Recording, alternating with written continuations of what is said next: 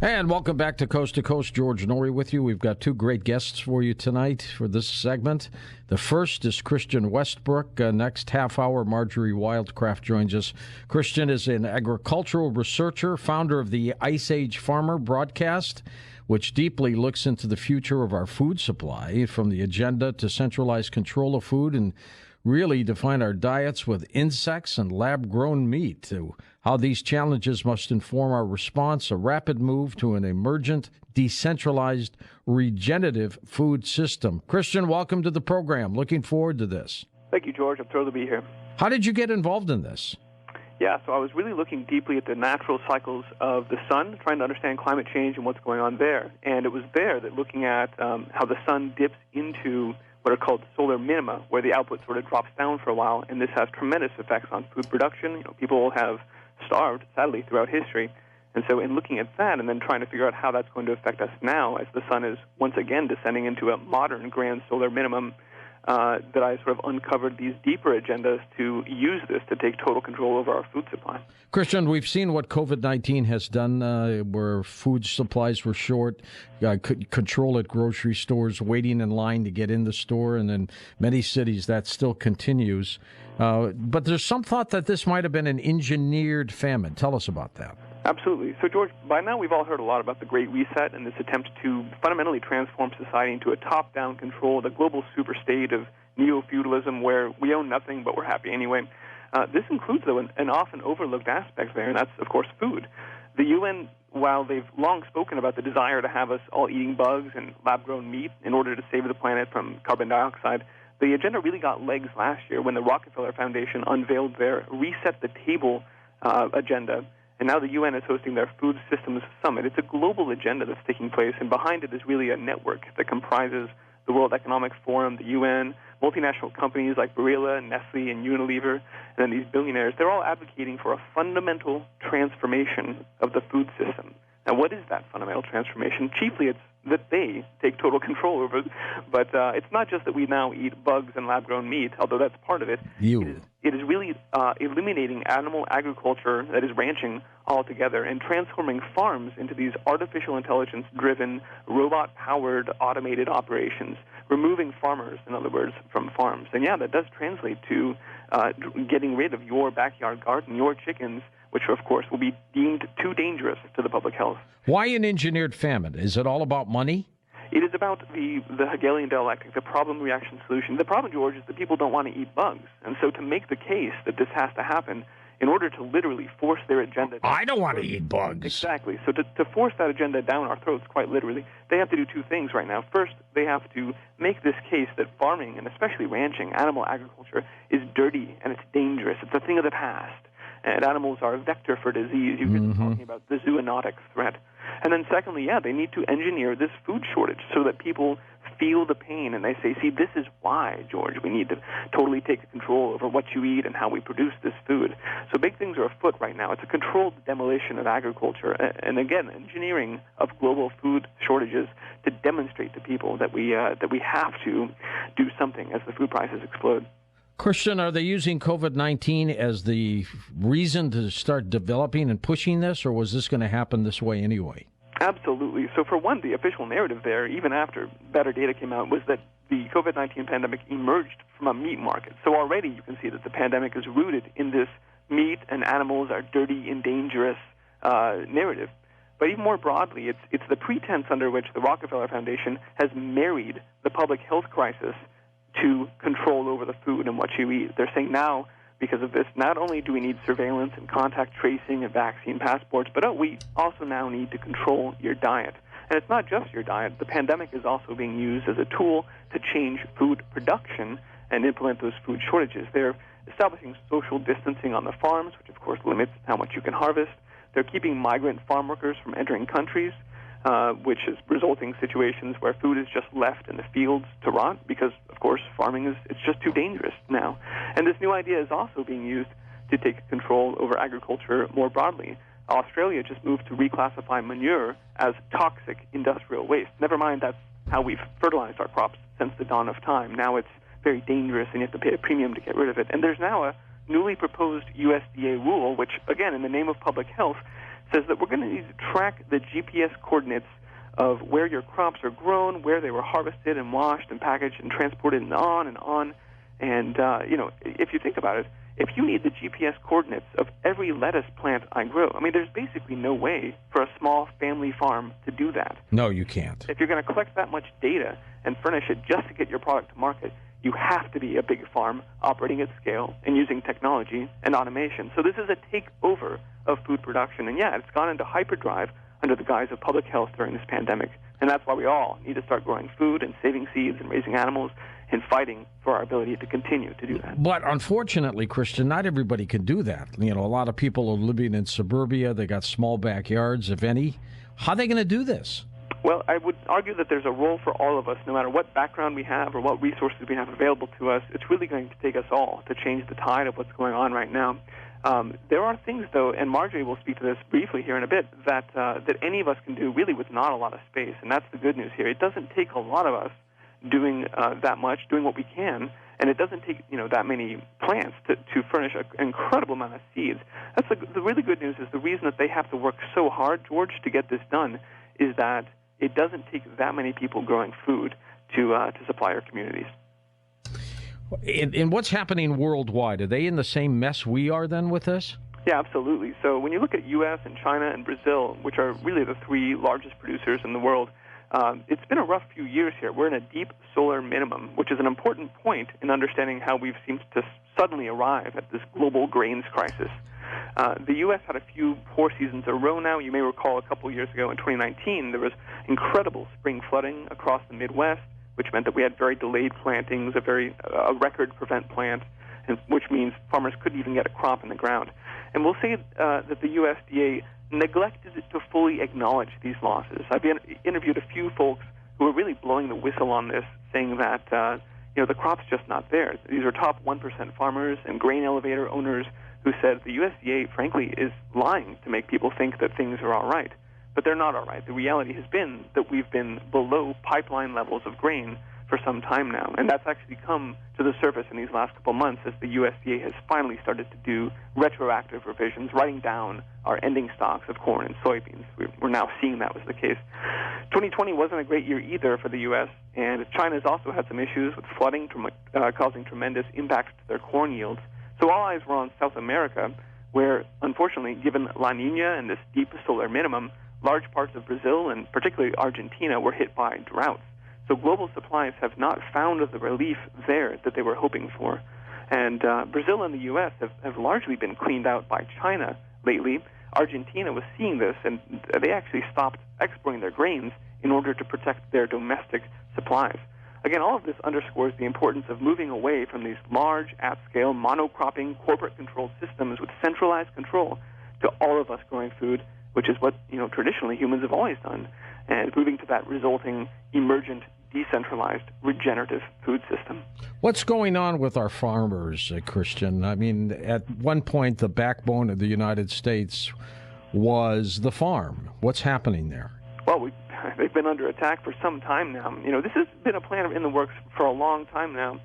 Farmers have been under financial attack for some time. We saw W. Bush, I should say, just before Obama came in, actually liquidated the U.S. strategic grain reserves. And so when you look back at where we are now and how we've gotten here, this has been a plan that's been in the works for a long time. Farmers have been being squeezed for... And tell us what the strategic grain reserve was. Sure. As one would imagine, it makes sense to set aside, like a squirrel, a bit of food for the winter ahead. And unfortunately, while that seems like common sense, and many countries around the world still doing it, the U.S. simply got rid of ours. We sold it off for cash, and you can find on Wikipedia, it even says, we liquidated our reserves, we hold some cash and stocks now, but in the event of a global food shortage, this would be of no use to us, and that's sadly where we are now. That's incredible. It really is, and we have got, if we had the winter that we had last week in the Midwest continued for the entire winter, we'd be in deep trouble. That's right, yeah. And, the poor folks in Texas ran out of food, didn't they, in a lot of cities? Yeah, and so there were, the logistics issues that were caused by truckers unable to get supplies to the stores there meant that, of course, there's only so much food in the stores, and so people were going out and trying to stock up.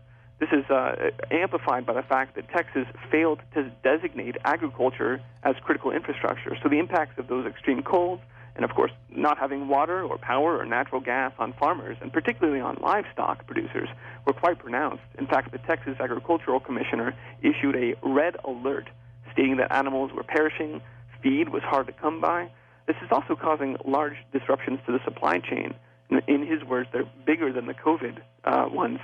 And stores have been forced to establish purchase limits.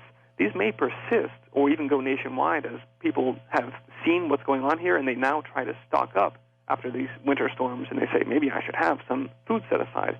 So if they keep these purchase limits in place, it will preclude more people from actually getting prepared for the food shortages ahead. Is this a sinister plot, Christian? I would argue absolutely. It's an attempt to take control over the food supply, and that's part of this Agenda 2030 and Great Reset attempt to take control over all of us, yes. Okay, we're going to take a quick break and come back with Marjorie Wildcraft, and then both of them will join us for phone calls next hour as we're talking about ensuring your food supply and talking about engineered famine. The websites are all linked up for you at coasttocoastam.com. There are books. It's called The Grow System, True Wealth, Health, Happiness, Come from the Ground. There's another one called Snake Bite. There's another one. There's videos, but they've got them all at the websites. We'll be back with more. Get daily show updates right to your inbox for free with the Coast Zone newsletter. Sign up today at coasttocoastam.com.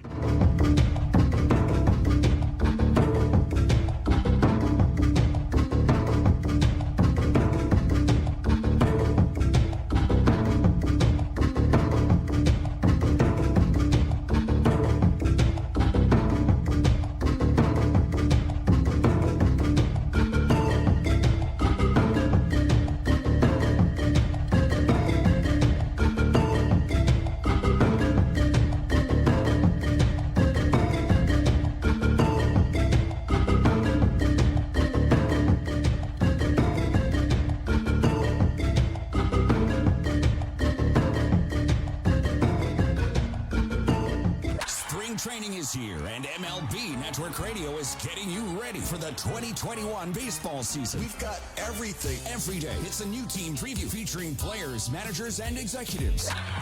Spring training with the Houston Astros begins tomorrow with interviews and analysis throughout the day. MLB Network Radio brings spring training to you on Sirius 209 XM 89 and listen to all of our interviews with your favorite team anytime on the Sirius XM app, free for most subscribers.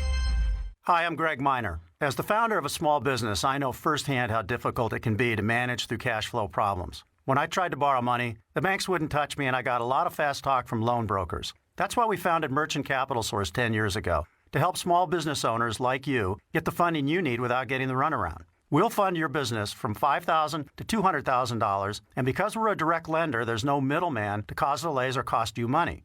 If you've been in business for 6 months and have sales of at least $15,000 per month, we can approve you within hours and put cash in your account within 3 days. The process is fast and easy, and the best part is that no tax returns, financial statements, or business plans are necessary. Experience the Merchant Capital Source difference and get cash for your business today. Apply online at mcscash.com or call 800-368-2294. That's 800-368-2294. 800-368-2294. Loans made or arranged pursuant to a California Finance Lender's Law license. Hey, I'm Rick, founder of Select Blinds. The old way of buying blinds is broken and just flat out doesn't work anymore. Now, you may know this story. You invite a salesperson to your home, they show up late, waste hours of your time just to produce a quote that gives you two options: get new blinds or send your kid to college. Now, that's not fiction. The same thing happened to me. So here's what I believe. High prices and wasted time, they're the enemy. That's precisely why I started Select Blinds as one of the very first direct-to-consumer brands 16 years ago. All of our custom-made blinds and shades are super easy to put up. If you can hang a picture, you can fit our blinds in your windows. That's how I've designed them. And the savings? Let's just say Johnny's going to college and you're upgrading your home and getting the light control, fashion, and privacy you deserve. Listen, I know you can do this. So join our over 3 million customers and get blinds the new way. Select Blinds. To get the best deals on blinds, shades, and shutters, visit selectblinds.com. Selectblinds.com, the smart and simple way to get blinds. Do you suffer from itchy, dry, or flaking ears? Then hear this. Irvana Ear Rinse is the first non-greasy solution to itchy ears. From the makers of Wax RX, Irvana Ear Rinse puts an end to ear itch aggravation. Use Irvana's vitamin C formula on cold, dry days, after showering, or anytime ear itch drives you to distraction. Irvana comes with a 30-day itch-free guarantee. So pull in the Walgreens now to try Irvana Ear Rinse and make your itchy ears say, ah. Irvana, only at Walgreens. From the Weather Channel Radio Network, I'm meteorologist Mark Thibodeau. Here's a look at your east-west interstates as we head through the overnight hours. We've got high wind warnings along I-90 across Montana, into parts of North Dakota, along with a winter weather advisory along I-94 across North Dakota as well, and into parts of Minnesota. Could be looking at a winter mix of precipitation here, along with strong gusty winds. So both hands on the steering wheel here across the northern plains with that high wind. And likewise along I-90 across much of central and western South Dakota, we've got some wind advisories up, a high wind warning for the western part of the state, strong gusty winds. And along I-80 across Wyoming as well, into parts of western Nebraska, high wind warnings are up for strong and gusty wind. Looking at winter storm warnings along I-90 across the Snoqualmie in Washington state. Beware of that as we head through the nighttime hours. Could be some difficult travel. And we could be looking at some snow along I-39 across parts of northern Wisconsin with a few slick spots overnight. Custom weather for drivers twice an hour on the Road Dog Sirius XM Channel 146 and on the Sirius XM app for smartphones.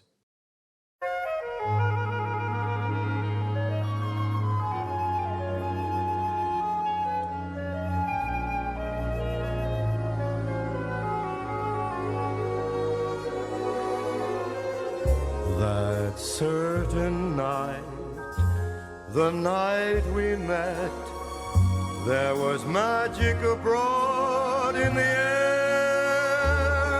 There were angels dining at the Ritz, and the nightingale sang in Berkeley Square.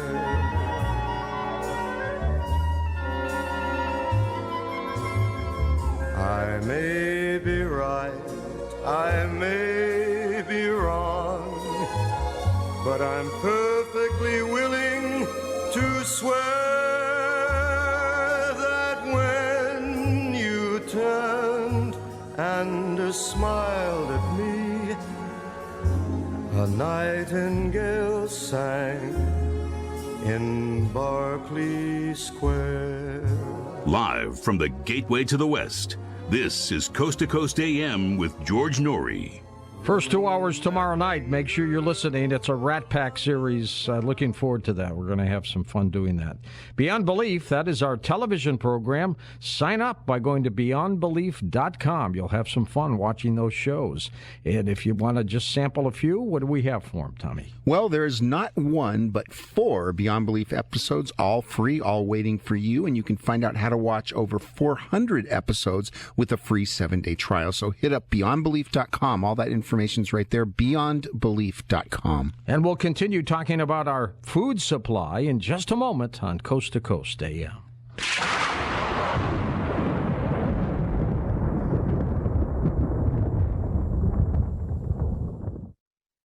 We've all been eating more and drinking more, dealing with all the craziness in the world today. But listen up, folks. It's time to turn things around and pay attention to your health again. And the D-Herbs Full Body Cleanse gives you everything you need to lose some serious weight, boost your immune system, and get it done. The D-Herbs Full Body Cleanse has thousands of 5-star reviews because people love the way it makes them look and feel. This isn't some crazy drink or fad diet. It's 7 all-natural, completely organic formulas, each designed to cleanse a different part of your body and get rid of that toxic waste so you can lose that toxic weight. The Full Body Cleanse has helped people lose a ton of weight, sleep better, boost their immune system, and have them feeling better about themselves in so many ways. And if you struggle with diabetes or high blood pressure, this cleanse is a must. And right now, get a nice discount at checkout with promo code George. Go to dherbs.com, promo code George. That's dherbs.com, promo code George. Real people, real stories. I have bruising that's all over my arms. 3 weeks after I was on the carnivore, I noticed, I'm looking at my arms, and I said, gee, I don't have any bruises on my arms, and I'm always full of bruises. I can't put my finger on it, but I know something's happening. I have to tell you, that has to be the carnivore. I've got a Labrador. She could hardly lift herself up off the floor. I won't tell you what the veterinarian said, but the treatment was chemotherapy. And I said, no way. That's when I said, you know what, this could be the ticket. So I started administering it, and she took to it right away. In 3 weeks, you could tell she was very alert. 6 weeks into the protocol, she seemed like she was 100%. She was going on 5-mile walks. I'm like, my goodness, she is just like prime again. Call 866-836-8735. That's 866-836-8735. Or visit carnivore.com. That's carnivora.com.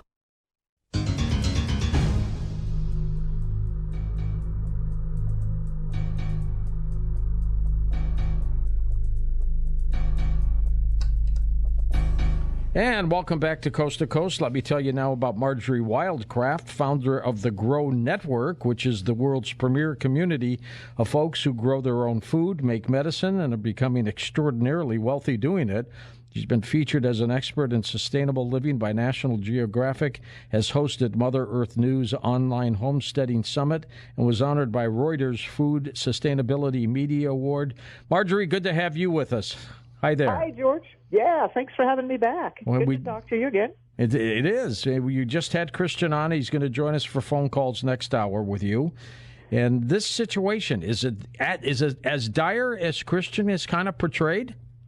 You know, I believe it is. The grains, the animals that we eat are fed by the grains, and even Bloomberg is saying, you can expect meat prices to rise by at least 30% beyond what they've already risen in 2020, just here in the next few months. It's crazy. I was just trying to get a quart ball jar, right? I had a friend, and they used to be $1 a piece. They're now $3 or $4 a piece for just a canning jar. If you can find them, you can't buy them, right? So we're in a situation. They've been pumping all this money out there. We have not been producing food globally.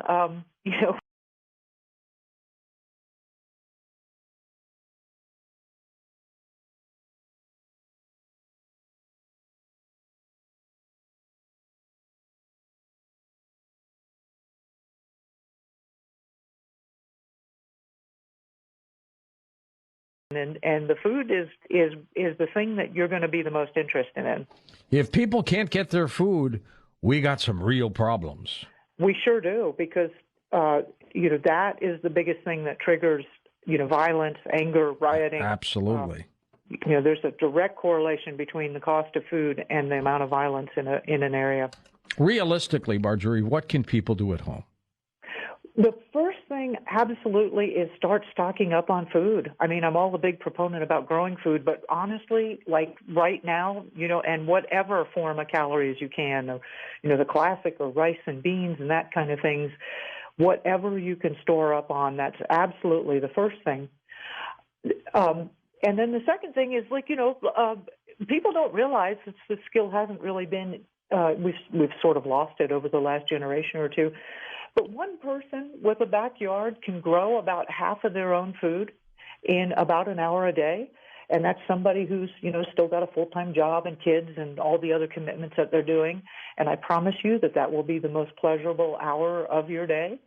And that's assuming you're a beginner. And then as you learn more and your skills and systems develop, you'll be able to produce a lot more. So, realistically, if you got one family member who's out of work, which I think almost everybody has that going on now, It's like, hey, why don't you start working in the backyard and start growing food, And what do? Store it, can it afterwards? Absolutely. Yeah. Of course, there's a lot of eating fresh, but, definitely want to stock up on as much as possible. What's really interesting right now, one thing that I'm seeing is a lot of clients, I would call them mid-tier wealthy. They have a net worth of about $1 million to maybe $10 million. And they're like, hey, Marjorie, I've just hired a person. She's going to be working in my yard and producing food for me. And she runs they send them through my academy and to learn all the stuff step by step. and they're building chicken coops and rabbit hutches and building garden beds, and they're like, yeah, they're not wealthy enough to buy their own farms like Bill Gates, but people are catching on that this is a big crisis that we are knee deep into, and really, it's time. It's time to start growing food. Bill Gates is buying up a lot of farmland, isn't he? Yeah, they just announced recently, I think it's 242,000 acres of prime farmland in the U.S. He's the largest private landholder in the U.S. What's he doing with all of it? Yeah, Christian has some really good answers to that. So I will let Christian answer that later on. But there's a lot of speculation because, Bill Gates is also tied in with the World Economic Forum and the whole Agenda 2030 and everything else that's going on. So him being in control of a lot of the farmland also just is a testament that there is definitely something up with the food system. You had just mentioned raising rabbits. What do people do with them? Well, actually raising rabbits is the most amount of calories that you can raise with the least amount of work. You can have a buck and 3 breeding does. You can have them in your backyard in a space that's about the size of a parking space and produce about 75 rabbits a year there. One rabbit is very equivalent to a chicken. It's like everything you do in your chicken recipes, you can use rabbit meat for. So, think about 75 rabbits a year. That's about like having a chicken and a half a week. Do you have to butcher your own rabbit? George, butchering used to be small game, used to be a very common human skill.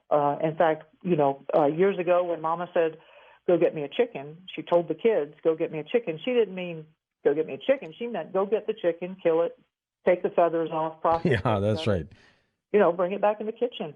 Everybody knew how to process small game. They knew how to tie their shoes, so I know that we've gotten away from that, but it's a very simple skill that's very easy to learn. And yes, you can do it. My dad would have been 98 yesterday. He lasted until he was 88, which is a pretty darn good run. But when he was a little boy, Marjorie, he had a pet rabbit. One day he came home from school. They're all sitting around at the dinner table, and he can't find his pet rabbit anymore. Guess what was dinner? I guess I can see where that's going, yeah. George, one of the other really great things about rabbits, and the last big time we had when rabbits were really very popular was in the 70s, when, the 70s was as equally crazy a decade as what we're entering here, although I don't think we're going to pull out of this the way we did pull out of the 70s. They just make so much sense.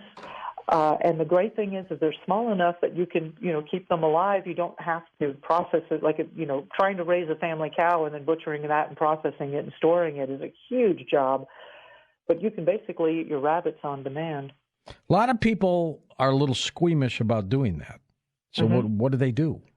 Yeah, well, first of all, there may be somebody in their life that is not squeamish about that. I mean, there still is a good percentage of our population who are hunters. Processes chickens, and he just processes the rabbits for her.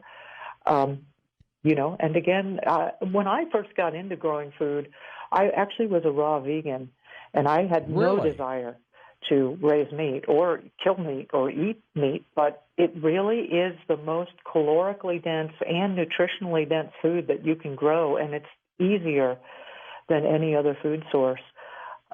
So for the time that we're going into, this is a skill you'll need to gain. Marjorie, when I was a kid, I used to raise frogs. That's one thing I won't eat because I raised them. I was too used to them. But I'm not sure I could eat a rabbit. I've never had rabbit, but I'm not sure I could eat one. Do you want to eat meat? Do you want to eat, actually, is really the thing that we're talking about here. I don't think that's going to be a luxury of a choice. I interviewed a lot of Cubans that survived the special period that they had. Their economy plummeted 60% overnight. The average Cuban lost 20 pounds. Jeez. So are you talking about a total collapse of the food chain? I don't know how it's going to roll out, and Christian may have better insights into that, but, you can certainly talk to some Texans about that experience. More than half of the grocery stores in Texas were shut down. There's only about a food supply in any given city in the United States. And if anything happens to disrupt that, yeah, you're going to be really scraping for food. You're an advocate of raising food, growing food that develops calories. How come? Tell us why. Well, it doesn't make sense for you to grow a whole bunch of salad. I mean, I absolutely love having a garden as a component of this, but really a calorie, I know Americans, we've all been calorie phobic, right? Because we normally are getting so many empty calories and we're so obese, right? But really the calorie is about to become the new currency. And in terms of the new currency, it could be pretty darn valuable, I guess. Exactly. Growing your own food is like printing your own money, really. And also growing your own food is just deeply, deeply nutritious, which you actually can't get at a grocery store right now. The food supply that is produced commercially is essentially devoid of nutrition. And growing your own can be absolutely deeply nutritious and tasty, and it's an incredible change of life. Kind of lay out a game plan for people who want to get started but don't know what to do.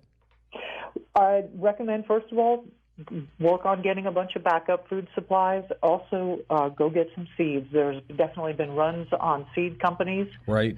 And the advice there is get things that you like to eat. The other thing is I have a very simple three-part system on how to grow half of your own food. Start with those 3 parts, and that would be get a rabbitry going, get a small flock of laying hens, like 6 hens will lay about 1,500 eggs a year. That's a huge amount of food. And then a small garden, and I'm really only talking about 100 square feet. You want to start reasonably small. That is small. That's like 10 by 10, right? Yeah, that's right. You can fit all of this.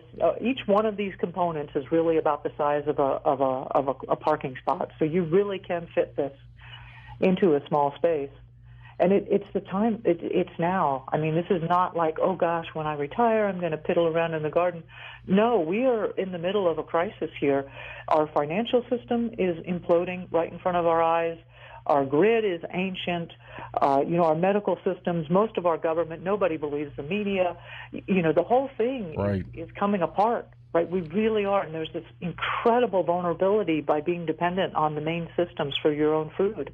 I got to tell you, in my day, it was fun growing a garden. I mean, I liked my tomatoes, and those are great when they're ripe. And I really got a kick out of those green tomato worms that would show up all the time. I mean, those things were big, weren't they? They're cute. Yeah, don't eat them. They taste terrible. Oh my God! That, but they are slow and they're kind of cute. And they have they have little faces on them too. They do. Yes.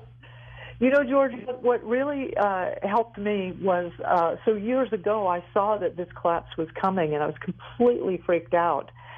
And through the process of growing food and becoming more self-reliant and learning to make my own medicine and learning these skills, it has really actually healed me. I mean, I'm very, very confident of going into this next period that we're headed into. It's because I have these basic skills. And you're absolutely right. I do a series of interviews with business leaders, executives, that also grow their own food. And the main reason they do it, they say it's for the stress relief. They just love getting out there and getting in touch with the earth and eating those delicious tomatoes and taking fun glamour shots of their hens. We've got a client, Marge, called My Patriot Supply that has storable food up to 25 years at stores. And just an incredible concept because they've got just about, what you need in terms of the staples, the pastas and, the dried fruits and things like that. And they've developed a process where it stores for 25 years. And I always recommend that people have, how long would you recommend? Let me ask you, what do you think the longest is? If someone's going to store food away, what do you do it for? For a week, for 2 weeks in terms of supply? Well, a month, a year? How far? I would say for what we're going into, you should really want to have a year's supply. We're really headed into a crazy period, as Christian talked about, and this is intentional. Same with water too, I guess, right? Yes, you want to make sure you have a way to filter water, a way to access water, several sources of water. Absolutely. That's pretty dramatic, and it's important, and it's kind of fun for the kids, isn't it? You know what? That used to, our history is an agrarian, agricultural history, and kids used to have a lot of meaningful work in cutting firewood and collecting eggs and taking care of goats, and they had real meaningful work. They weren't playing video games and complaining about life, right? They were contributing to the family. They were contributing to the family's food supply. They were doing something that was very important, and that's a big component of our families and our lifestyles that we've lost. Absolutely. Our special guest is Marjorie Wildcraft. She's going to stick around for calls next hour with Christian Westbrook, whom you've just heard. He'll be coming back, and we're talking about fighting our food supply and keeping it going. And Christian kind of hinted that this was a planned famine. What do you think? At first, when I heard Christian talking about that, I was a little dubious, but the more I've been listening to what he says and pointing out the evidence that he's been showing, I see that. I mean, it seems to me also this COVID experience was very much a planned thing, and the food supply having problems is another component of that whole plan. If you don't, Marjorie, have a backyard, maybe you live in an apartment or a condo, as a lot of people do. What do you do? A lot of things there. One of our community I was just writing to. We have a really active forums with a whole bunch of really experienced people. She was telling me that she raises quail in her basement, and again, quail are like little bitty small chickens. You can either raise them for eggs or raise them for the meat. She also grows fodder for them, so basically grows greens and forage that she feeds them. You can raise rabbits indoors. There's also a lot of indoor growing systems. There's opportunities to work for farmers in exchange for food. There's community gardens. There's the whole rooftops. And, I promise you, when you get hungry enough, you start looking around, you're going to find a way to do it.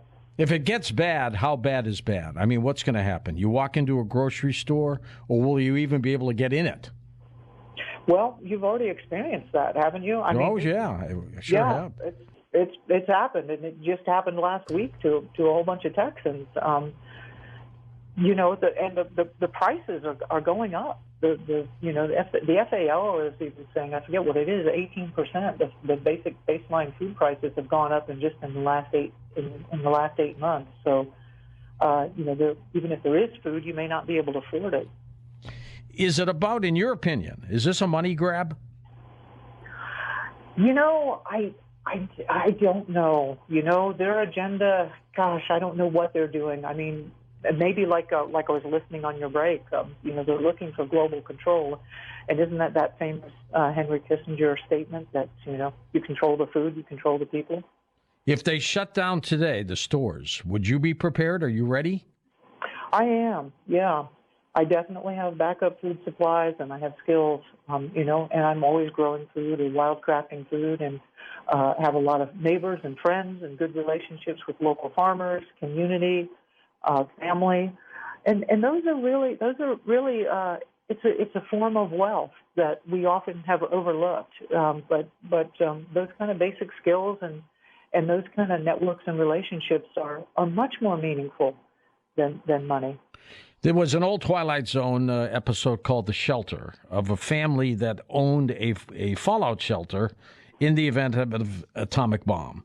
And the neighbors never had one, but they all knew that this family did.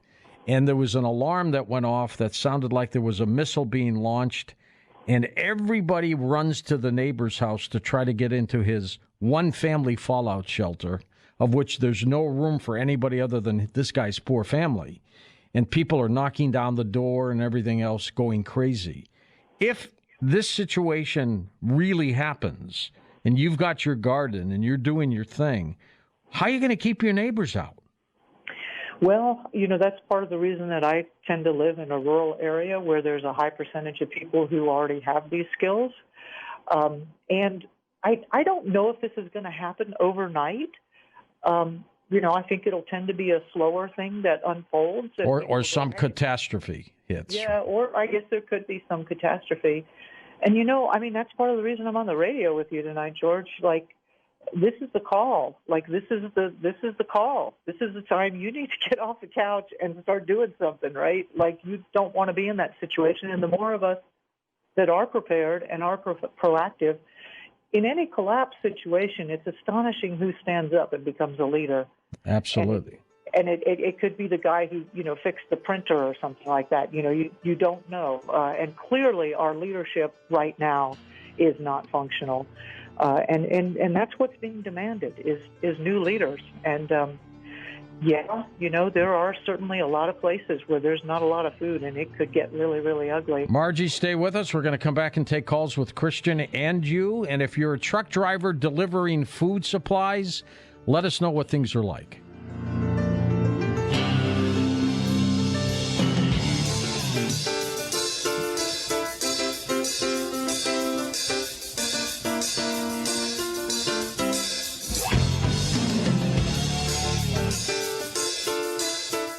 It's totally normal to be constipated with belly pain, straining, and bloating again and again. No way. You could have a chronic condition called irritable bowel syndrome with constipation, or IBS-C. Linzess, or linaclotide, is a prescription that treats IBS-C in adults. Linzess works differently than laxatives to help relieve belly pain and let you have more frequent and complete bowel movements. Individual results may vary. Do not give to children less than 6, and it should not be given to children 6 to less than 18. It may harm them. Do not take Linzess if you have a bowel blockage. Get immediate help if you develop unusual or severe stomach pain, especially with bloody or black stools. The most common side effect is diarrhea, sometimes severe. If it's severe, stop taking Linzess and call your doctor right away. Other side effects include gas, stomach area pain, and swelling. Talk to your doctor today. You may be able to save on Linzess and make fewer trips to the pharmacy. See if you're eligible to pay as little as $30 for 90 days. Visit linzess.com or call 1-800-LINZESS. Sponsored by AbbVie and Ironwood Pharmaceuticals.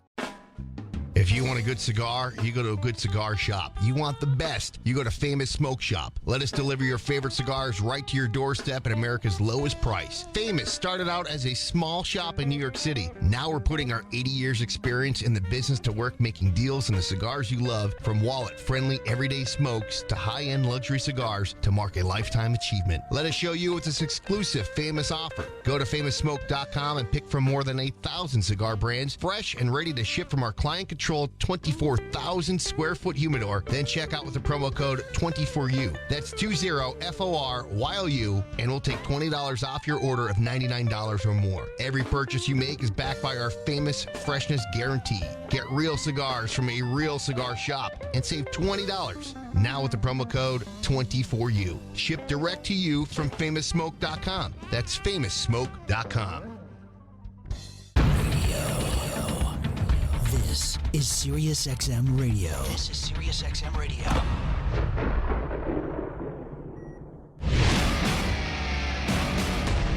This is SiriusXM Radio.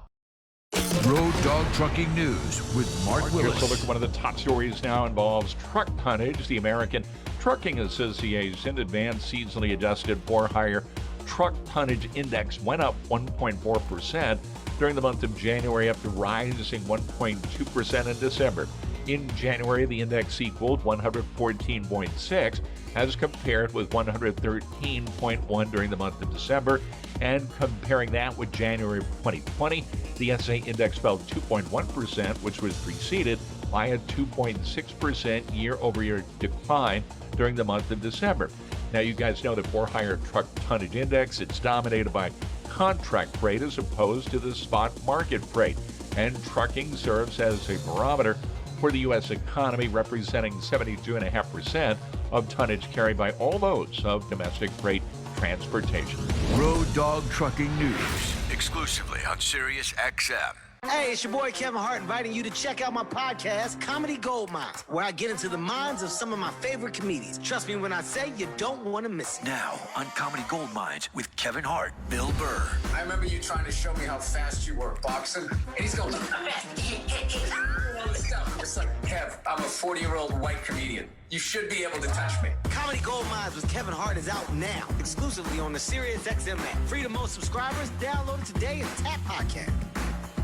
This is an advertisement. Paid non-attorney spokesperson Ricky LeBlanc, admitted in Massachusetts only. Sokolov Law LLC, Chestnut Hill, Mass. Paul J. Morgan, Winter Park, Florida. Greg Hobby, New Jersey. Michael Bro Gonzalez, admitted Louisiana. While this firm maintains joint responsibility, most cases of this type are referred to other attorneys for principal responsibility. Mesothelioma. If you know what mesothelioma is, you or someone you love has likely been affected by this devastating cancer. You may be entitled to compensation. Call Sokolov Law today. 1-800-384-1600. The only known cause of mesothelioma is asbestos exposure. Thousands of U.S. veterans and trade workers are at risk for the disease. Nearly $30 billion in court-ordered trusts has been set aside to pay money to asbestos victims. If you or a loved one has been diagnosed with mesothelioma, call now. You may be able to receive compensation without ever going to court or filing a lawsuit. Call for a free legal consultation at 1-800-384-1600. That's 1-800-384-1600. 1-800-384-1600. There's nobody on the planet like you, so why would you buy a generic mattress built for everyone else? One type of mattress can't be comfortable for everybody because every body is different. I'm Christian von Rickenbach, and that's why I started Helix Sleep, where we match your body to the perfect mattress, so you get the best sleep of your life.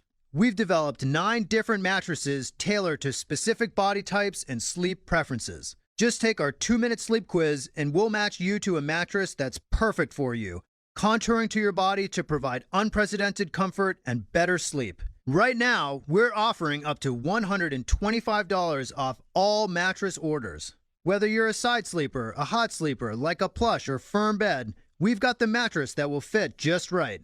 Get up to $125 off at helixsleep.com/XM. That's helixsleep.com/XM for $125 off your mattress order. helixsleep.com/XM. I'm Rick Smith, founder and CEO of Taser. 30 years ago, 2 of my high school friends were shot and killed in a road rage incident. I lost 2 friends, and the other guy is now spending his life in prison. That tragedy inspired me to create Taser, a way to protect people safely. Taser's line of non-lethal self-protection devices are small and lightweight enough to carry with you or in your glove compartment or purse, yet powerful enough to incapacitate an attacker. Guns and even pepper spray carry unnecessary risks. Taser products are safer and easy to use. They use an electrical charge to immobilize attackers for up to 30 seconds, allowing you time to escape, and send emergency dispatch to your GPS location.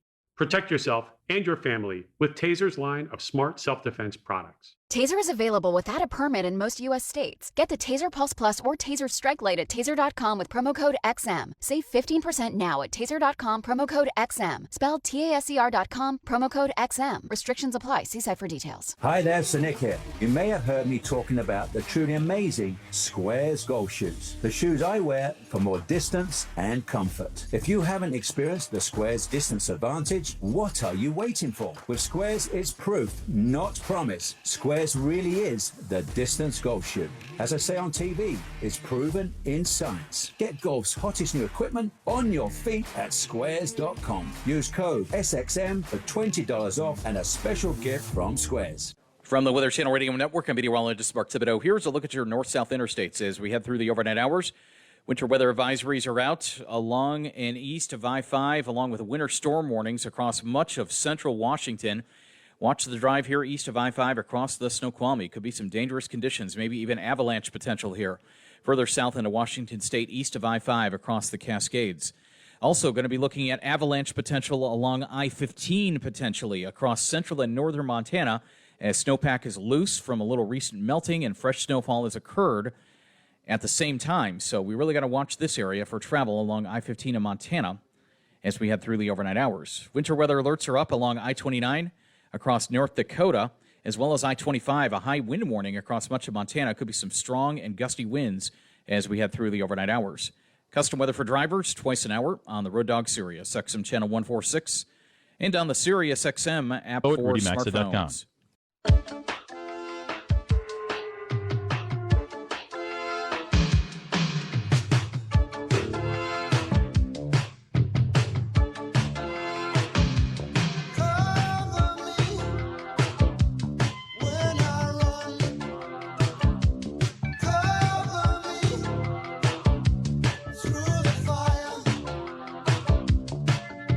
Something knocked me out the trees. Now I'm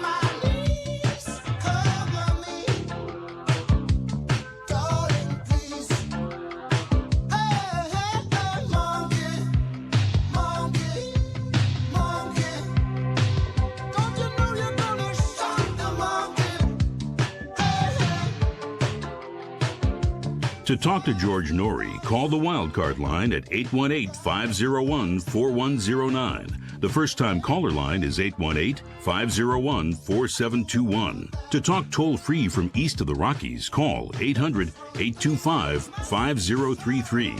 From west of the Rockies toll-free, call 800-618-8255. To reach George via Skype, use Skype name George97313. Send George a text message anytime at 818-298-6521. This is Coast to Coast AM with George Noory. Well, we're talking about engineered famine and ensuring your food supply this hour. We'll take your calls with Marjorie Wildcraft and Christian Westbrook when we come back on Coast to Coast AM. Well, when the power suddenly goes out, and it's been going out, you probably remember that feeling in your stomach. Do you have a flashlight, a radio? Do you have some way of communication? Sea Crane has a radio built for this power outage situation, the CC Solar Observer. It's an AM and FM weather radio. It'll keep you informed during and after a powerless event, and it does not require electricity. That's what's so marvelous about it. This week, only Sea Crane's offer is free standard shipping on the CC Solar Observer. Sea Crane's CC Solar Observer is a great radio to have on hand. It can be powered by a hand crank, solar panel, or common AA batteries. It's got a built-in flashlight and has the ability to charge a smartphone in a pinch. Very dependable emergency radio. Fantastic reception. Audio is something everyone should have. The CC Solar Observer, a perfect choice. I highly recommend it. You can order the CC Solar Observer with free standard shipping by calling Sea Crane right now at any time. 1-800-522-8863, 1-800-522-8863, or visit them online at seacrane.com.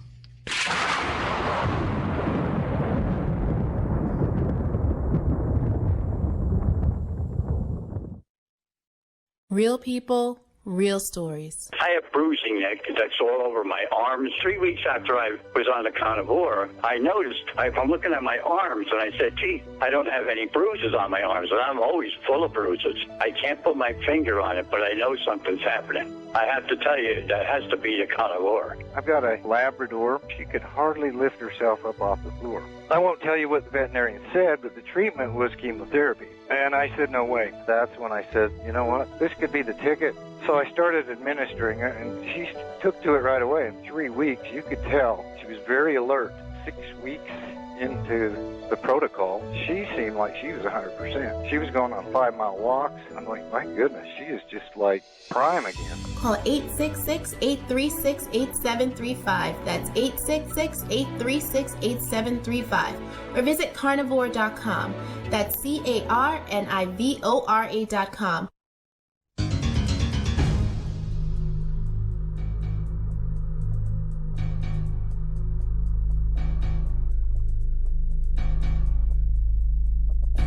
And welcome back to Coast. George Noory with you, along with Marjorie Wildcraft, Christian Westbrook, as we talk about engineered famine, ensuring your own food supply.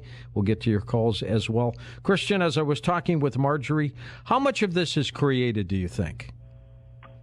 Well, I think a great deal of is created. I think that while I think the schedule has been set by the natural cycles of the sun, and that has sort of dictated the time frame for what's being done, I think there's absolutely an intent to use this resulting changes to agriculture and the food shortages that that's creating, instead of helping us out, the powers that be, rather than standing up new systems, thinking of creative solutions that would actually see humanity through this and in a safe way, are trying to leverage it to secure total control over the population. And that's unfortunately the reality we're dealing with. And Marjorie, when you put together the Grow Network, what did you see? Well, we put it together that we figured, I always thought economic collapse or something would be happening, and people would need step-by-step, very clear, simple directions on how to produce the most efficient, simplest, and enjoyable ways to grow their own food. And that's the Grow Half system is what I really recommend people start out with, and we have a free video there at www.growhalf.com, which gets you on that process. Christian, as we evolve into this, Marjorie said she's ready if something happens. Are you? Well, I'm doing my best. I think the question is a big one. Certainly, I've done everything I can myself to stand up food production systems and then start to save seeds and make sure that as the people around me in my community come to a realization that, the food in the stores, that where there was usually multicolored assortments of produce, there's starting to be holes there, that I'm armed with seeds so that we can quickly turn this whole community into a place where we're all growing food. So I think that's really, the people that are listening to this program, this is a call to action. This is happening now. It's a real-time situation. And the more of us that can quickly start growing gardens, like Marjorie said, it's just a 10 by 10 space can do a lot more good than you might imagine. And you can save a ton of seeds even from a single plant. So if we can arm ourselves now, then as the people around us start to wake up to what's going on, as those food prices continue to skyrocket, then we can respond to that aggressively. Family of 4, how long could a 10 by 10 garden last with produce? You can grow a tremendous amount of produce in just 100 square feet. And in fact, you can, as your skills and systems improve, you could grow an entire, just everything that family would need. Initially, in the first year or so, that would really only be enough for about one person. And what will happen with people who might own farms? Will they grow things and drive them into the city and in trucks and stuff? Yes, I think we're going to see a lot more of a barter and trade culture happening. I think we're going to see a lot more hyper-localization of food production as these major systems collapse. And quite frankly, that's a good thing. We have seen a big resurgence of the small family farm. Now, we have a long ways to go before the small family farms are feeding America again. But it's very, very encouraging to see that happening. Christian, we were talking about Bill Gates with Marjorie. Why is he buying up so much land? Yeah, I think there are a few reasons. I think one is that he wants to, he's involved at every layer of this. He is, a lot of other billionaires are as well. You can bet that he'd be very happy to accumulate as many acres as he can and then simply collect on the carbon offsets that the Biden-Harris administration has promised. They can start paying farmers to stop producing. This is part of the 30% land and water set into conservation. It mirrors what's being done in the UK, and of course it's guidance based on the UN that says we need to rewild all of land. We need to start pushing people and agriculture off of the land and pushing them into the smart cities. And so he's going to really use that huge amount of, now that he's the largest private farm owner in the U.S., he's going to use that position both to, obviously, to take that out of production because we don't want to produce food on that land anymore, but then to sort of set policy and make sure that everyone sees that, this guy who owns all the land is really dictating. He's calling the shots as to how we need to be doing these things. I mean, years ago they used to pay farmers not to grow crops. Did they stop that, and is it coming back? So this is really taking it to a whole new level. When you talk about farmers who they're not being given an option. This is an offer you can't refuse is really what's going on here, where we're going to ask that you stop producing because of the cow farms and the other carbon problems, and we'll just pay you a little bit of money, and maybe you can even make money. In fact, there's a University of Sheffield study that suggests that sheep farmers could make more money if they simply stopped farming sheep and collected, again, the carbon offsets from the trees they would plant.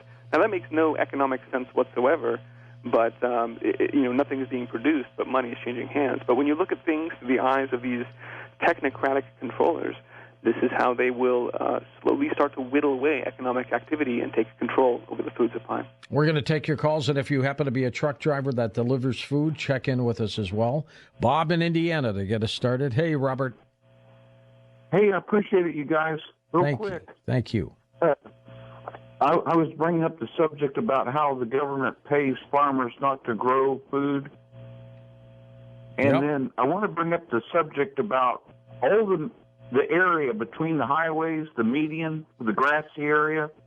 Why don't we plant the grassy area between the highways and grow food? I don't care if the government does it or the farmers. You're wasting space. What do you think of that, Christian? Some people would stop and pick up the tomatoes and drive away. Absolutely. This is a great idea. There are examples of communities that have taken advantage of these kinds of green spaces, unused spaces, to establish community gardens, and you would be amazed at the level of production you can achieve there. I think the simple answer is that there are regulatory red tape that keeps this from going mainstream. And there was a case in Florida where there was a municipality that said, "Hey, you're not allowed to grow food in your front yard anymore because we want property values to be good, and you have to have nice grassy lawns." And the state actually took, there was luckily it went viral, and there was media coverage about this. And the state passed a bill.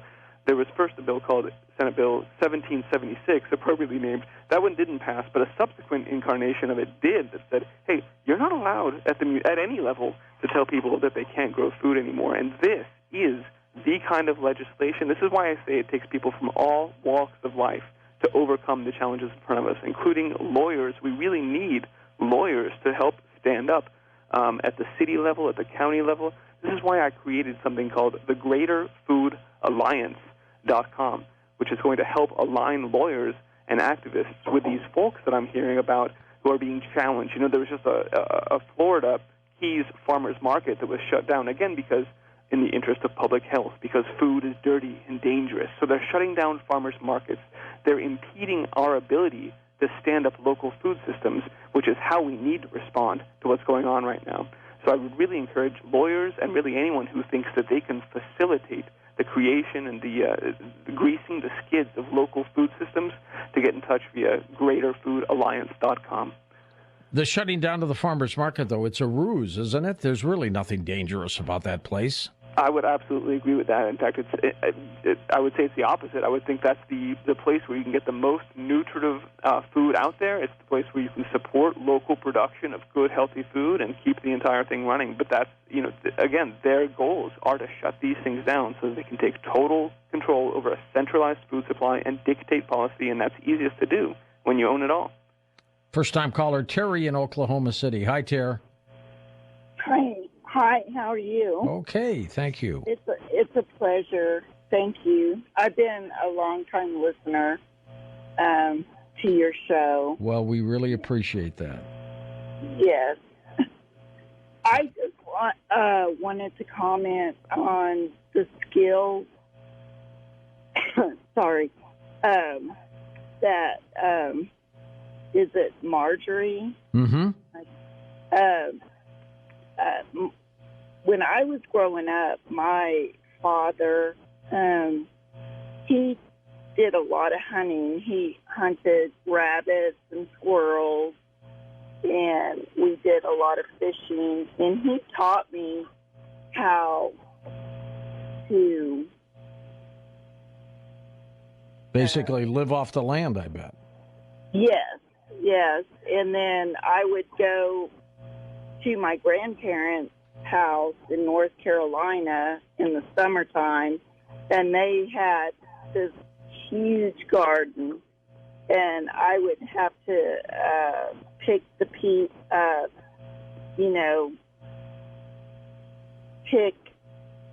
pick everything out, and basically we just lived off the land. And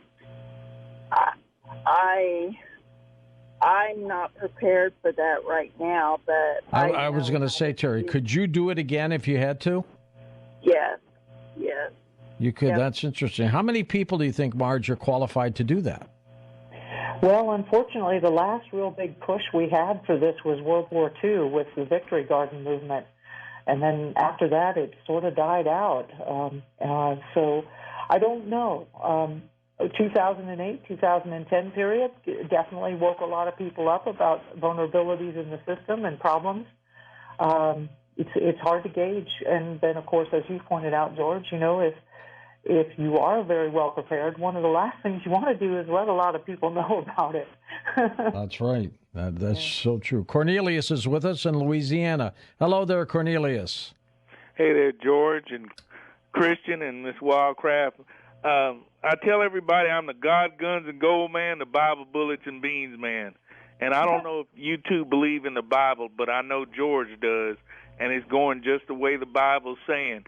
But I wanted to tell you a little bit about my dad. Now, just like you were telling about the World War II, where he was a Korean War vet, but he had a victory garden here in Alexandria, Louisiana, and he grew all kinds of stuff, summer and winter stuff. And he passed of COVID-19 in December. So I'm pretty much too stiff. I can't get around in the garden. But there's some young folks, they want to essentially keep his garden going. So I'm blessed in that way. That's cool. But I think if you don't have guns to defend yourself, or a sheriff saying that, we need to have guns for all the civilians and stuff, I just don't. I know we need to do this stuff, and I hope people get out of. They're gonna have to get out of them cities and stuff and come to the rural areas and try to survive. And you see what's happening in Texas, boy. I feel sorry for them people in Texas. But George has been trying to tell people to get the power grid up and everything. But George, I believe they're doing this on purpose. I told Tommy, Smithfield is the largest pork producer here in America. The Communist Chinese have bought them out, so they own Smithfield.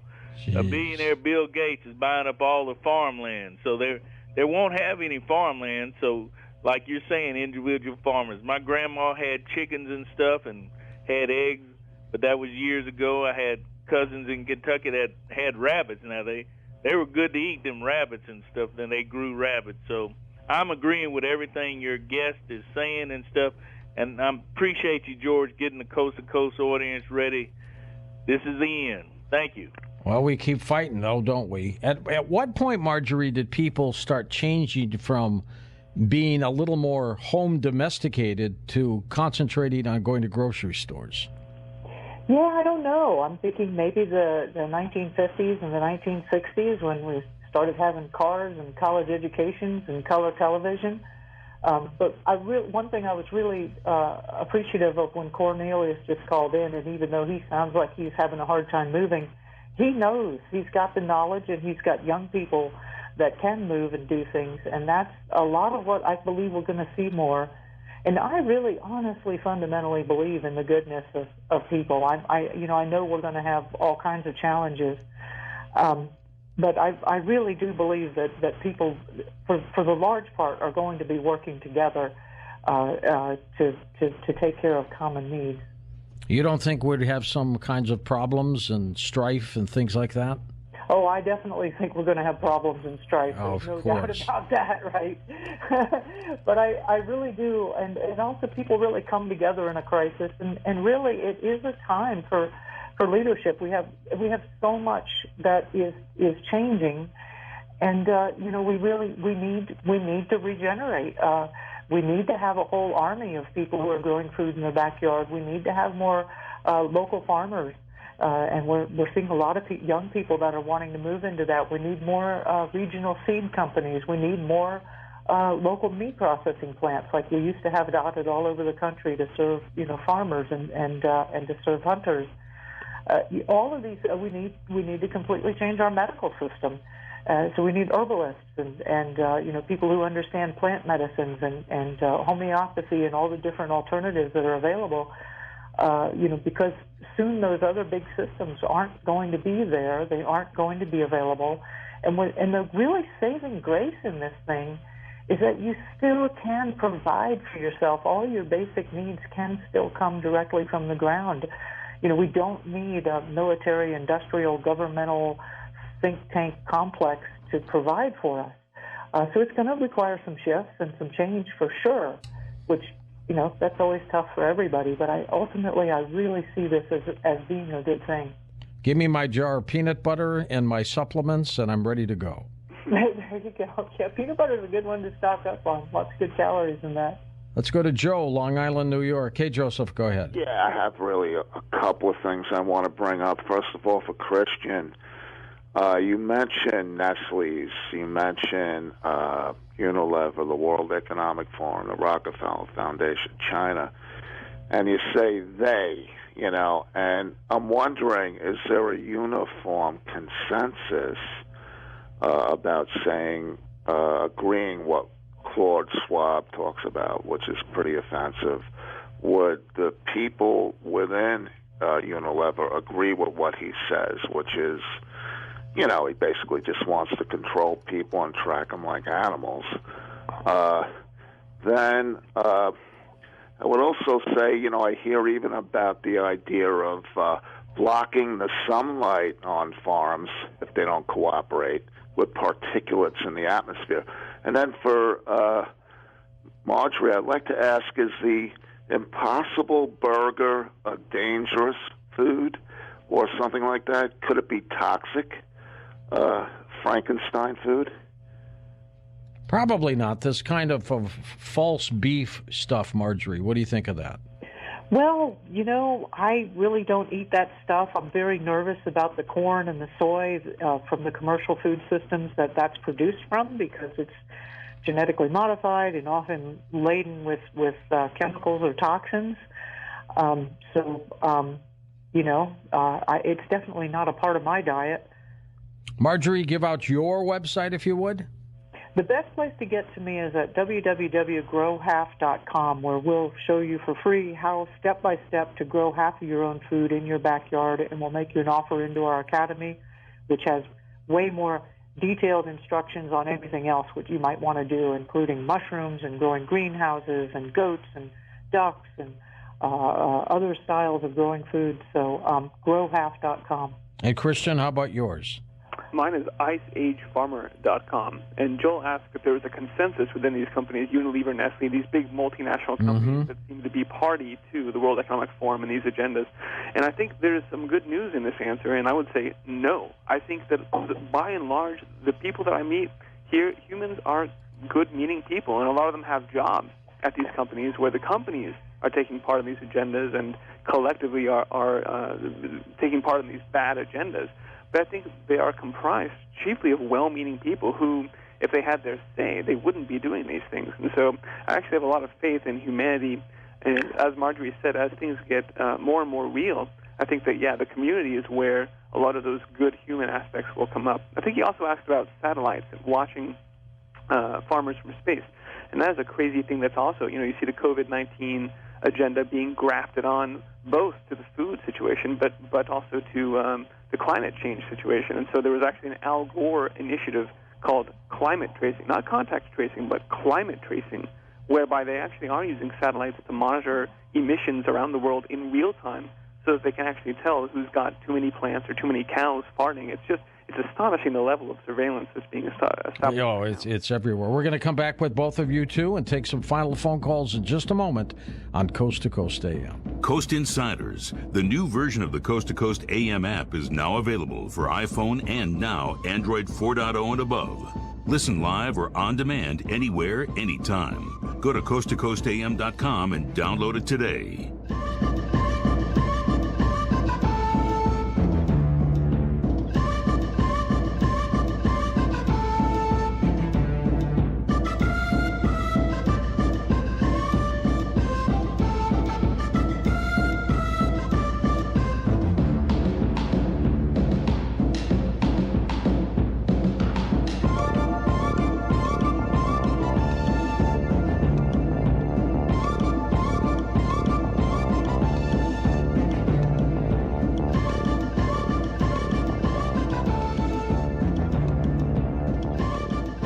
SiriusXM is now the destination for the best podcasts, including the SiriusXM original Vital Signs. I basically died 7 times. I know that's cancer. Hear extraordinary stories from some of NYU Langone's world-class doctors. This was the first time I was really scared. He jumped back and said, "Oh my God," he opened his eyes.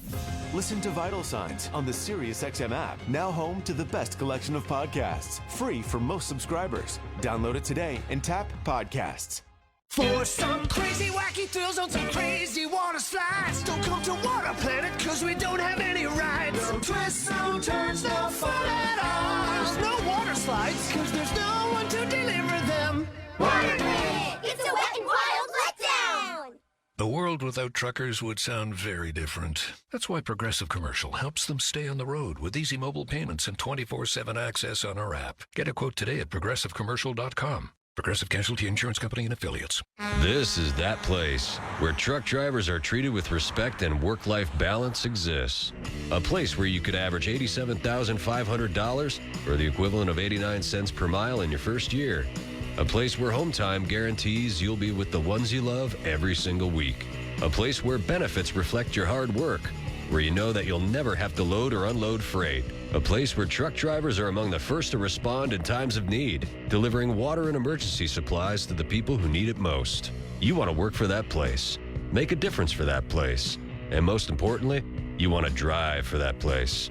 That place is Walmart, and we offer a variety of benefits starting day one, including well-maintained equipment, a quarterly safety bonus, and pay when taking a DOT break on the road. And we're hiring truck drivers all across the country. To apply online, visit driveforwalmart.com. That's drive, the number 4, walmart.com. Walmart's an equal opportunity employer.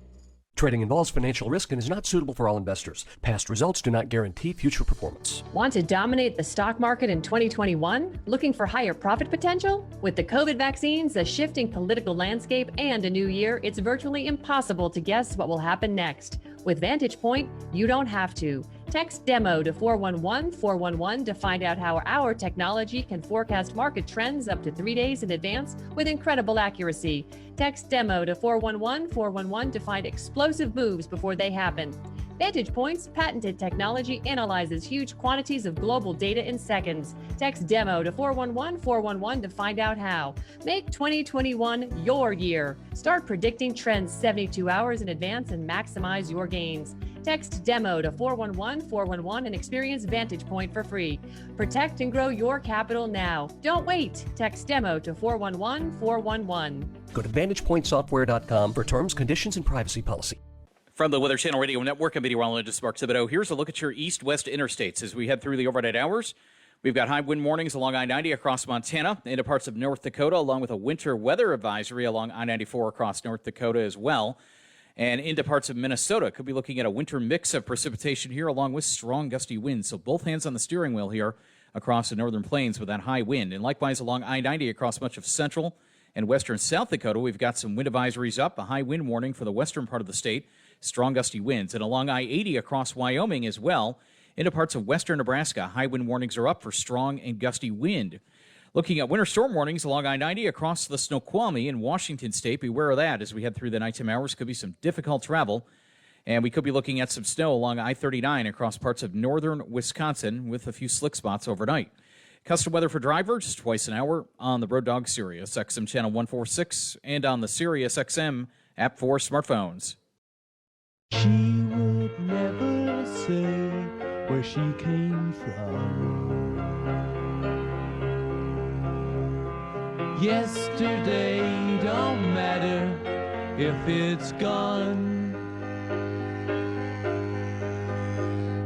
While the sun is bright or in the darkest night, no one knows. She comes and goes.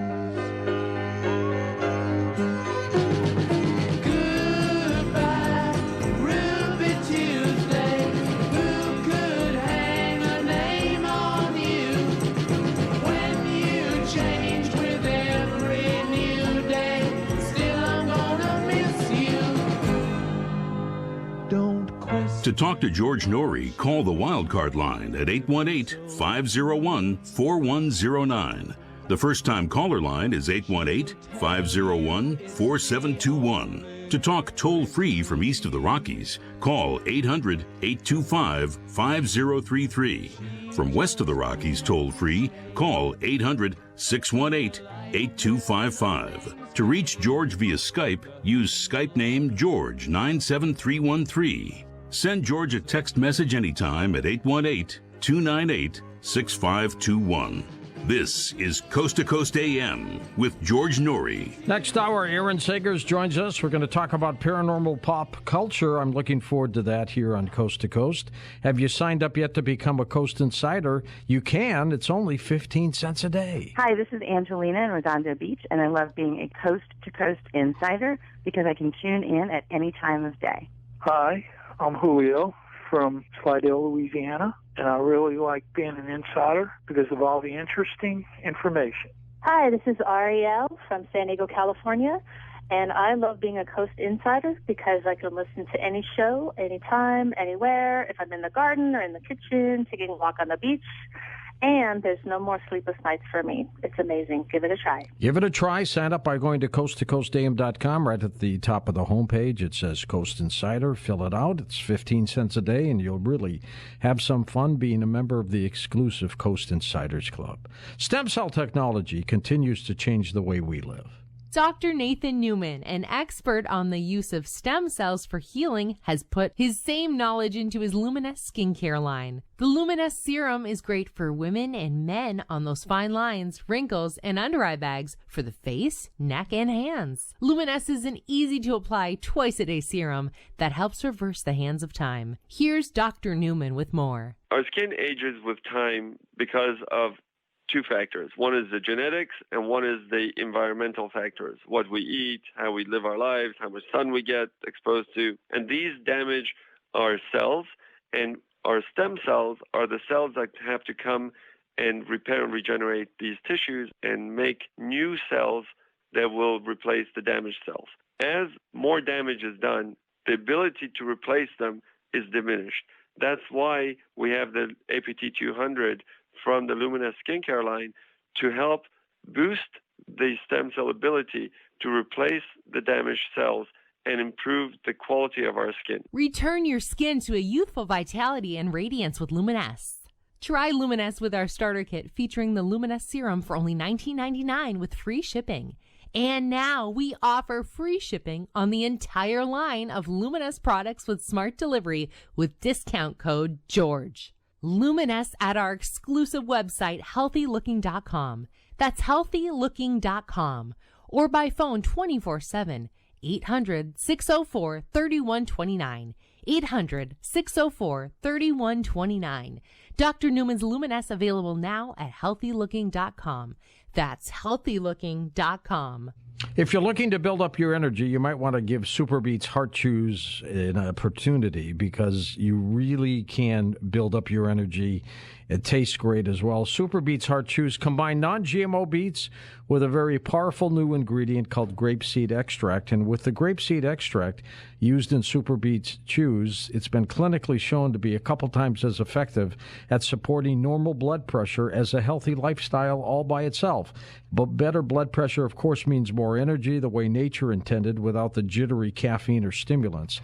And you can take just a couple, 2 delicious chews a day, anytime, anywhere, very convenient, and you'll really get the energy you're looking for. Do what I did. Support your heart health with delicious Super Beets Chews. Get your Super Beets Chews today at noribeets.com, and when you buy 2 bags, they'll throw in the third absolutely free. So go to noribeets.com. That's noribeets.com.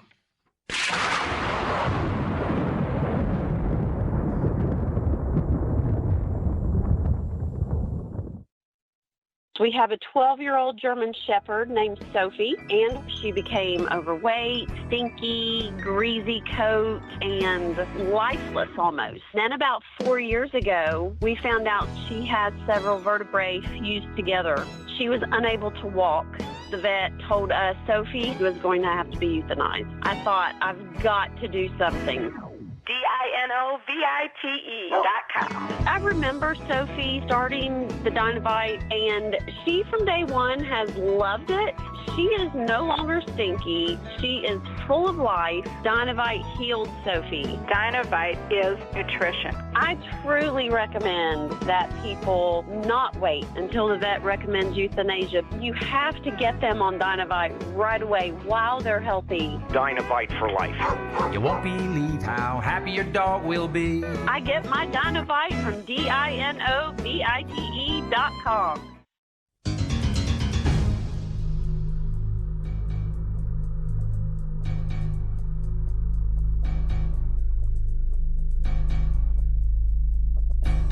And welcome back to Coast. George Noory with you. Our final segment with Marjorie Wildcraft and Christian Westbrook as we're talking about an engineered famine, ensuring your food supply.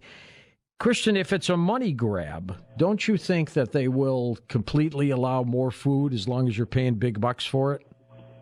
I think it's more about control than money. After all, these are the people that print the money. And this is a situation where they're trying to finally take total control. You know, they've built around for decades now. They've built these systems of control and surveillance, but there's a core part of cultivation being something innate to humans, something about working with the land, the spiritual connection to earth.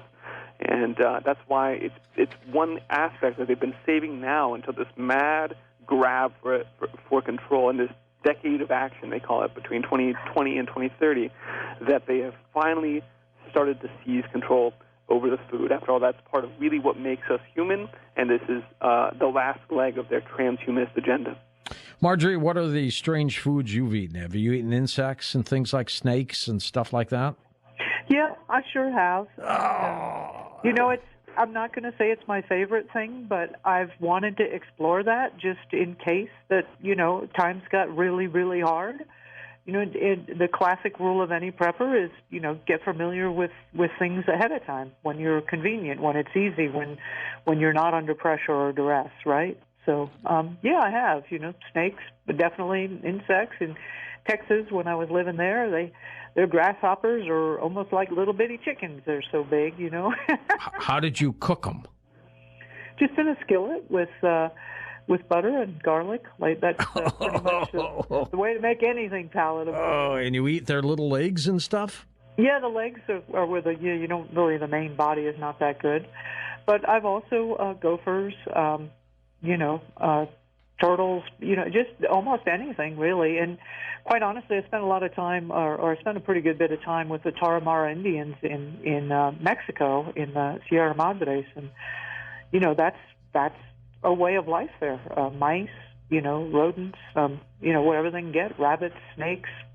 They had all kinds of animals I didn't even know the names of. Do I want to do that all the time? No, no, that's not my preference. But it's survival, isn't it? It's being prepared, and I'm comfortable that I know how I can process a rat and actually make it taste somewhat tasty. Do I want to do that regularly? No. But there certainly have been lots of, even here in our own country, like during the Civil War, that was the only thing that was available in meat shops.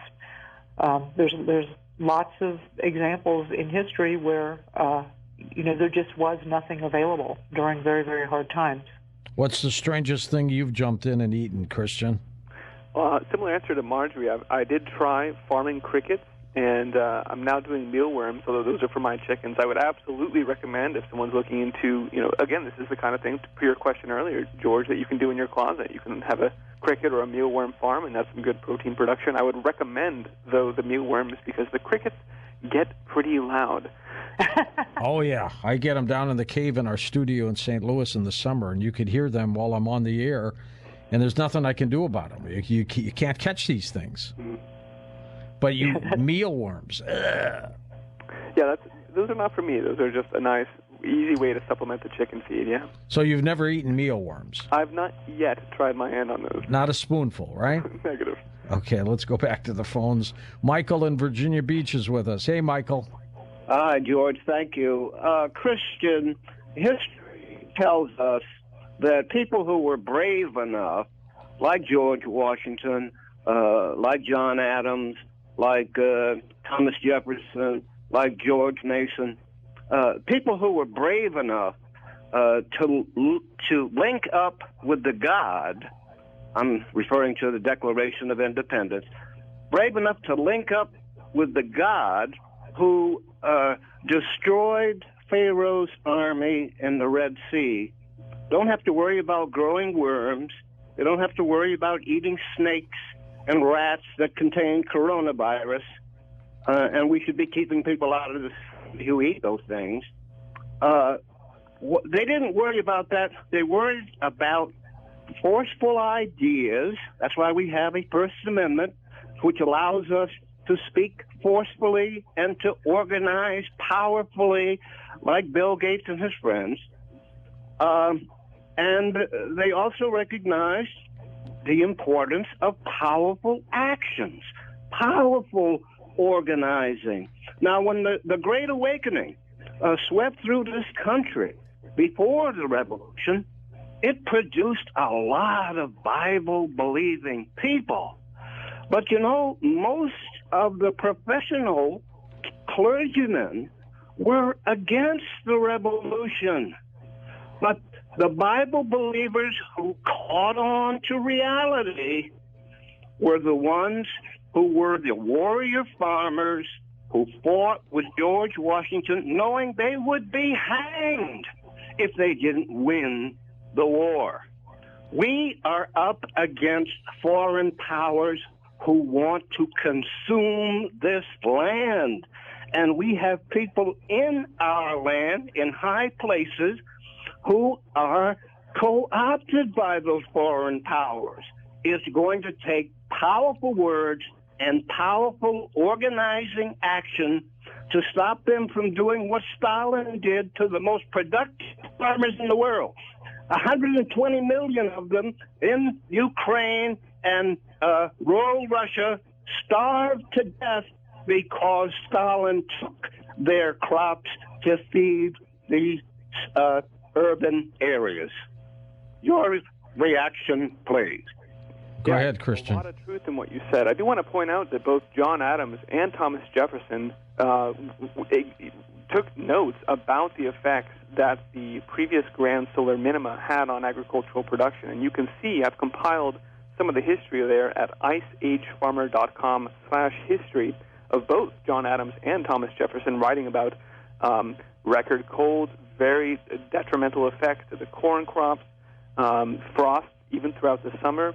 But so it is true that, just as we are now having to deal with the sun's output diminishing and the effects on agriculture, so too did they then, and they wrote about that. And I think that's helpful for us to understand, because these are natural cycles, and we've been through them before. We can get through them again. But as you say, and I think you're absolutely right, it's going to take some powerful ideas, and that's certainly why I think this is the most important conversation that we can be having right now. As Cornelius said before the break, it's going to take both the food and the guns. And we've heard before, if there were, just as there needs to be a gun behind every blade of grass to make America a completely well-defended nation, so too do we need a victory garden in every house to keep us all well-fed. And you're right, we're in a food war right now. We have had China eat out our substance by exporting tons and tons of our food at prices that have been pressed down by the USDA lying about our yields. We're losing that food war right now. And I just want to mention that,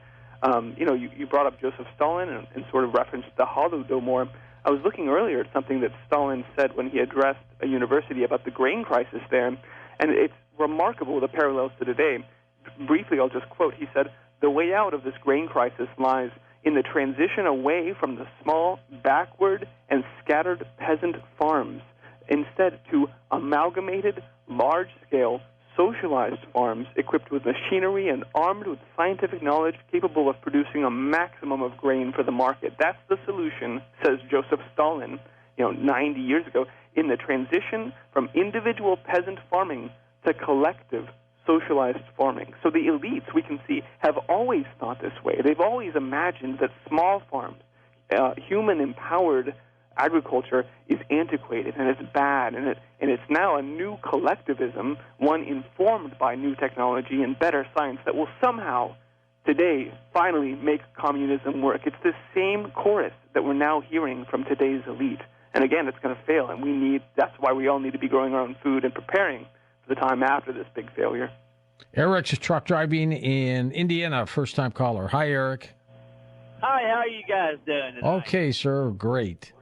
Hey, I'm really amazed of what you all are talking about. I've been driving. I learned how to drive a truck when I was 13 years old, and I've had a lot of truck driving jobs, and I can relate to everything that you guys are talking about as far as raising your own food and all that. But I'm gonna tell you something.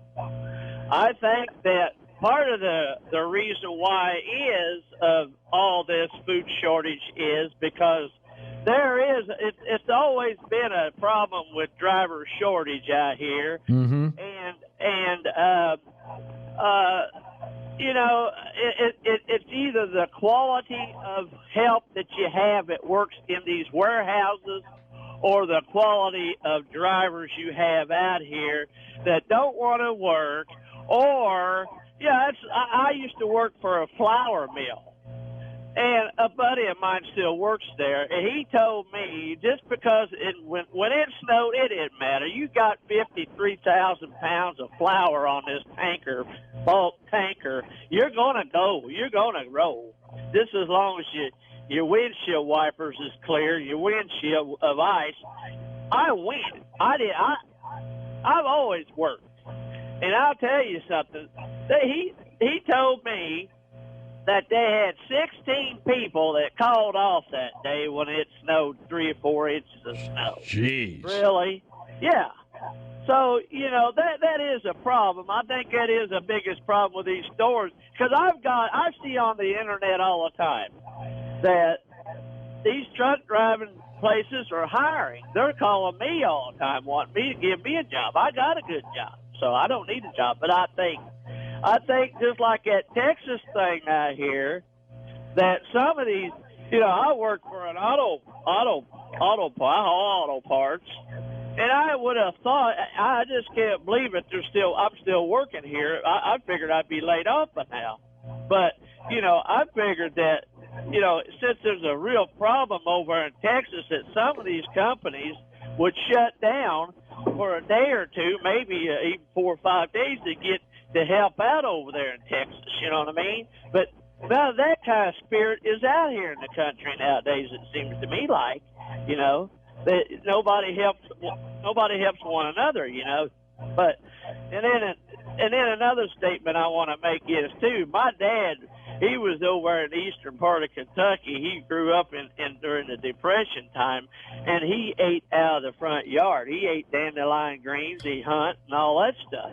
So, I don't think nobody's going to eat dandelion greens nowadays. But No, no way. Let's get the reaction from you, Marge, on a shortage of truck drivers. Wow. Well, yeah, I don't know how to answer that, but I do eat the dandelion greens, by the way, and the weeds they grow everywhere, and they're actually super nutritious. So your dad was onto something there. Have you ever eaten grass? Well, actually, all of us have. I mean, most of our grains are from the grass species. Grass by itself is pretty tough, but if you juice it, there's a lot of nutrition in the juice. How much time do you think we have if all this comes down, as you and Christian have proposed? How much time do we have? Whew, I don't know. Maybe Christian might have an idea on that. I definitely. All right, Christian, want to take a stab at that? Well, I think we're going to see this affect animal agriculture chiefly initially. But I think, the United States is in a very dire situation right now, and it's very possible that we have a hard landing in the very near future here, again, to sort of point at this to the rest of the world and say, look, this is what happens if you don't get in line with the agendas, and also this is why we need to take total control of the food supply. So I'm certainly hoping and praying that we don't experience that hard landing and that we all get in gear and can prepare ourselves for instead sort of a slow grind down as food prices explode. But the scenarios they run, they did a scenario in 2015, a George Soros-funded, John Podesta-run food shortage situation called the food chain reaction game that foresaw pretty much exactly what we're experiencing now, a pandemic and climate change caused breakdown of the food system. And it described exactly what we're looking through now. So, yeah, I think it's again, this is a call to action. We all need to be preparing and hoping for the best, but preparing for the worst. Marjorie? George, go ahead, according Marge. to that 2015 food chain reaction crisis thing, they did predict that food prices would rise by about 40% within the first year, and then it would increase to about 400% within the next few years. My God. And stay at that high level for the rest of the decade. That's, I used to not pay many attention to those things, but the more that we see those type of things, they do these simulations, and then you start to see it roll out. Like Event 201 was done in October of 2019, and it was all about a global pandemic, and then here we are.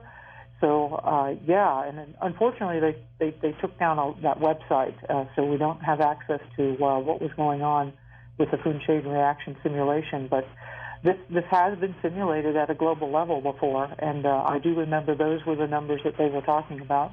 Prices have stayed pretty stable during COVID, though. Wouldn't you agree? No, actually, the price of meat went up pretty high. Fresh produce was very, very difficult to get. It wasn't a matter of price; it just wasn't available.